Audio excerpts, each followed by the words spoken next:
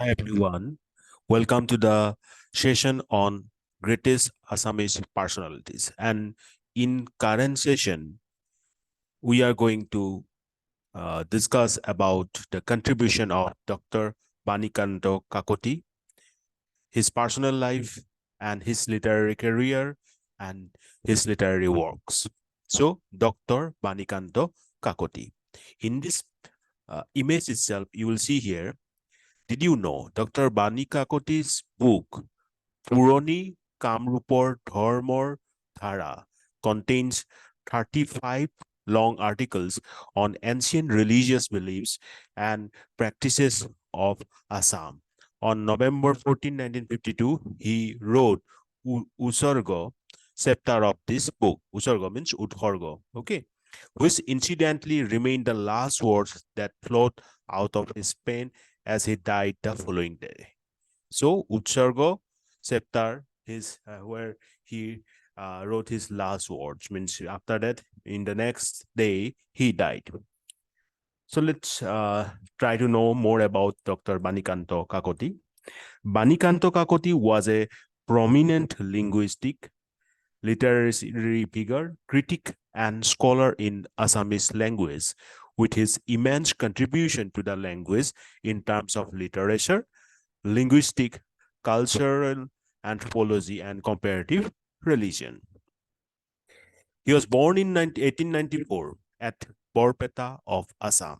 So, Banikanta Kakoti তেখেত বৰপেটা ডিষ্ট্ৰিক্টত জন্মগ্ৰহণ কৰিছিল 1894 খ্ৰীষ্টাব্দত. He was the second son of his parents, Lalit Ram Kakoti and Lahobola. Kakoti showed sign of his genius from his early childhood. In his school days, he obtained 105 marks out of 100 in his Sanskrit answer book. It is also said that he could memorize the whole of Panini in his school days. So, তেখেত সংস্কৃতত বহুতেই ক'বলৈ গ'লে তেখেত বহুতেই expert আছিল আৰু ক'বলৈ গ'লে তেখেতে সংস্কৃতত বহুতখিনি অধ্যয়ন কৰিছিল কাৰণ দেখিবলৈ পোৱা যায় যে তেখেতে স্কুলত কি হৈছিল যে এবাৰ সংস্কৃতৰ এখন আনচাৰ বুকত য'ত নেকি 100 মাৰ্ক আছিল আৰু 100 মাৰ্কৰ ভিতৰত তেওঁ 105 মাৰ্ক পাবলৈ সক্ষম হৈছিল আৰু এইটোও শুনা যায় যে তেওঁ পানিনিখন সম্পূৰ্ণকৈ মেমৰাইজ কৰিব পাৰিছিল. Kakoti secured the highest position in English in Assam in his matriculation under the Calcutta University.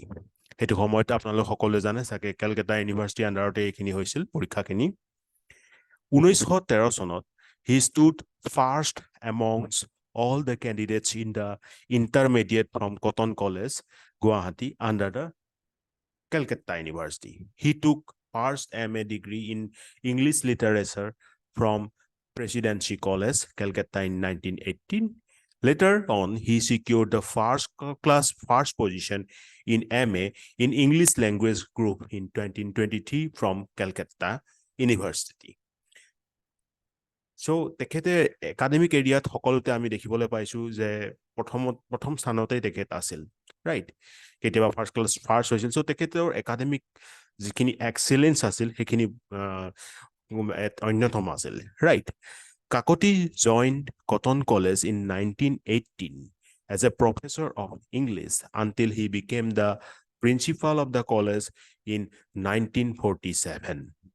He joined in Guwahati University, or you can say Guwahati University, in 1948 as the Dean of Faculty of Arts and head of the Department of Assamese. Kakoti's health broke after the demise of his beloved wife Konoklota in 1952 and died in the same year on 15 November, the date of his birth. So তেখেত যেতিয়া তেখেতৰ wife Kanaklata ঢুকাইছিল 1952 চনত সেই তাৰ পাছতে তেওঁ ভাঙি পৰিছিল, হেল্থ ব্ৰক হৈছিল আৰু তেখেত সেই বছৰতে 15 নৱেম্বৰ দিনাখন ঢুকাইছিল, যি নেকি তেখেতৰ ডেট অফ হিজ বাৰ্থ হয়, ৰাইট? নাও আহকচোন আমি তেখেতৰ এতিয়া অলপ লিটাৰেৰী কেৰিয়াৰৰ ওপৰত চকু ফুৰাওঁ. Soon after joining Cotton College as a lecturer in 1918, Banikanto Kakoti took up the study of Srimanta Shankar Deva and old Assamese literature. Soon he was drawn into a controversy between two rival schools of Assam Vaishnavism.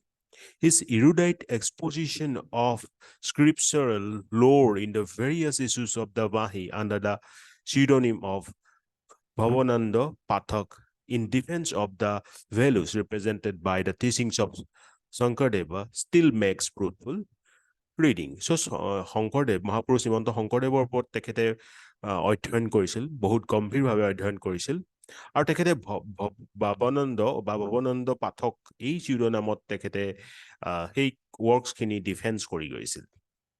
While studying MA examination in English, he obtained his doctorate for his thesis Assamese, its formation and development in 1935. So মনত ৰাখিব তেখেতৰ PhD thesis-ৰ title আছিল Assamese, its formation and development in 1935. The publication of the thesis in 1941 was a godsend for the Assamese people who had been frantically struggling to establish the identity and provenance of their mother tongue. So, a Assamese is formation and development in 1935. ইয়াৰ জৰিয়তে বহুতসকলক তেওঁলোকৰ নিজৰ identity prove কৰিবৰ কাৰণে তেওঁলোকৰ নিজৰ mother টংগৰ প্ৰভিনেন্স প্ৰকাশ কৰিবৰ কাৰণে সহায় কৰিছিল. He made an intensive study of the Kolita caste and incorporated his finding in Kolita Jatir Itibritya 1941. So তেখেতে কলিতা কাষ্ট, আমি জানো যে অসমৰ ক্ষেত্ৰীয় কাষ্ট কলিতা আৰু এইটো এটা জেনেৰেল কাষ্ট হিচাপে আমি গম পাওঁ. তেখেতে জেনেৰেল কেটেগৰী কাষ্ট অবভিয়াছলি তেখেতে সেই কলিতা কাষ্টৰ ওপৰত বহুতে এটা গম্ভীৰ অধ্যয়ন কৰিছিল আৰু তেখেতৰ সেই যিখিনি ফাইণ্ডিংছ আছিল, তেখেতে যিখিনি অধ্যয়ন কৰি পাইছিল, কলিতা জাতিৰ ইতিবৃত্ত নামৰ 1941ত প্ৰকাশ পোৱা এই কিতাপখনত তেওঁৰ সেইখিনি ব্যাখ্যা কৰিছিল.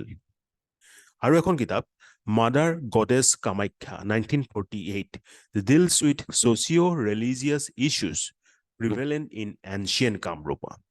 Finally, he turned his attention to Indian mythology, and his Vaishnavite myths and legends has been acclaimed as one of the very few studies of the religious scene in India produced by our scholars that deserve reading and pondering over. So, Vaishnavite myths আৰু তেখেতৰ Indian মিথলজিৰ ওপৰতো বহুত বেছি study কৰিছিল আৰু প্ৰকাশ কৰিছিল তেখেতৰ কিতাপ.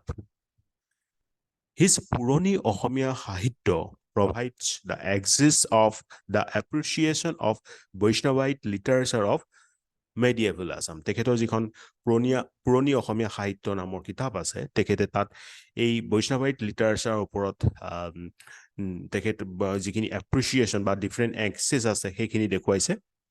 So বৈষ্ণৱাইট লিটাৰেচাৰে আমাৰ মেডিয়েবল আছামত অসমীয়া সাহিত্যৰ ওপৰত কৰা অৱদান বা সেইখিনি মানে পুংখানুভাৱে তেওঁ বহুত ভালকে এনালাইচিছ কৰি পেলাই সেইখিনি ইনফৰমেশ্যন এই কিতাপখনত ৰাখিছে, পুৰণি অসমীয়া সাহিত্য.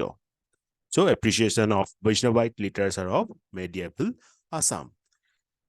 He was certainly the most capable interpreter of the religious mysticism in the poetry of the Namghoha. He also raised the perennial issue of a possible tension between poetry and beliefs. যদি আমি যদি মানে অলপ মনত ৰাখিবলগীয়া হয়, কাৰণ এইখিনি প্ৰিলিমছত সোধা দেখা যায় কিতাপৰ নাম আৰু তাৰ থিমৰ ওপৰত. মনত ৰাখিব তেখেতৰ ইংলিছত লিখা কিতাপখিনি হৈছে যেনেকৈ Assamese its formation and development, তেওঁৰ থেচিছেই হয় এইটো, গম পাইছোঁ আমি. Then mother goddess Kamakhya, life and teachings of Sankaradeva, Vaishnavite myths and legends, এইখিনি ইংলিছত প্ৰকাশ পোৱা. আৰু অসমীয়াখিনি হৈছে পুৰণি কামৰূপৰ ধৰ্মৰ ধাৰা, পুৰণি অসমীয়া সাহিত্য, কলিতা জাতিৰ ইতিবৃত্ত, সাহিত্য আৰু প্ৰেম পখিলা, এয়া অসমীয়াত প্ৰকাশ পোৱা অন্যতম তেওঁৰ লিখনি বা বুকছ, ৰাইট? চ' আমি গম পালোঁ ডক্টৰ বাণীকান্ত কাকতি তেখেত এজন ক'বলৈ গ'লে অসমীয়া সাহিত্যৰ ওপৰত এটা বহুমুখী প্ৰতিভাশালী এজন ব্যক্তি আছিল.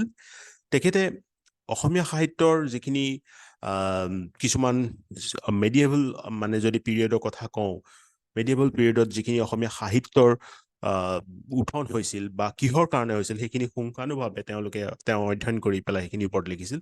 বিশেষকৈ তেওঁ শংকৰদেৱৰ ওপৰত বহুত গম্ভীৰভাৱে ষ্টাডি কৰিছিল আৰু লগতে তেওঁ কলিতা জাতিৰ ওপৰতো ভালকৈ বেছিকৈ অধ্যয়ন কৰিছিল আৰু সেয়া তেওঁ প্ৰকাশো কৰিছিল। চ' আমি ডক্টৰ বাণীকান্ত কাকতিক তেখেতৰ কৰা অৱদানৰ বাবে, তেখেতৰ কৰা অসমীয়া সাহিত্যত কণ্ট্ৰিবিউশ্যনৰ বাবে সদায় পঢ়িম। চ' ইয়াতে আমি আজিৰ এই ছেশ্যনটো সামৰিছোঁ। ধন্যবাদ।